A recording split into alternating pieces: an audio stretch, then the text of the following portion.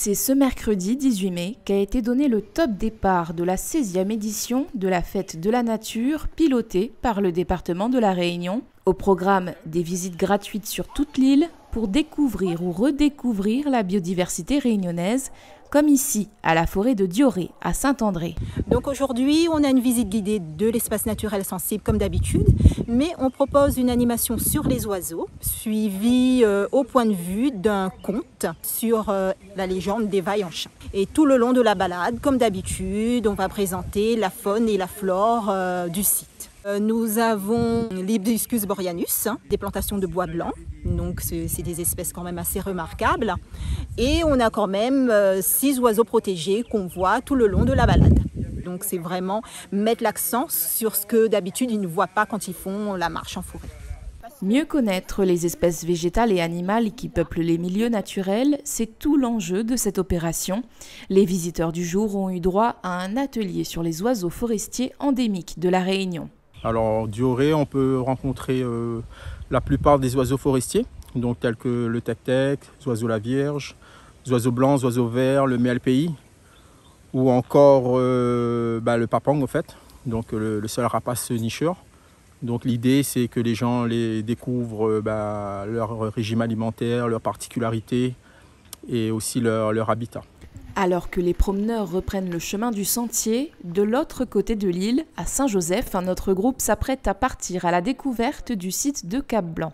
On propose des visites guidées au public pour leur faire découvrir la richesse floristique, faunistique et culturelle de ces différents espaces naturels et du travail qui est fait par le département et ses gestionnaires sur le terrain pour remettre en valeur notre patrimoine réunionnais.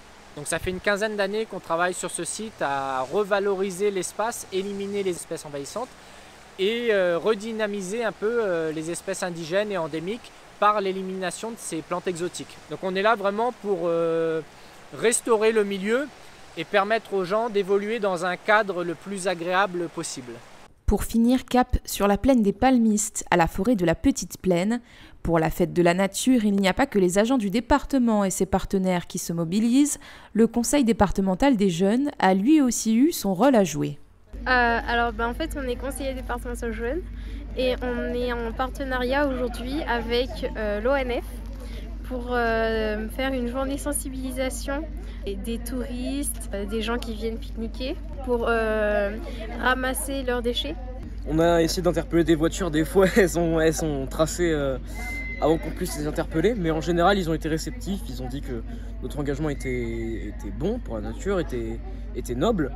On a eu des personnes un peu moins réceptives, d'autres personnes qui voulaient discuter, d'autres personnes qu'on embêtait assez évidemment mais qui nous ont pas moins écoutés.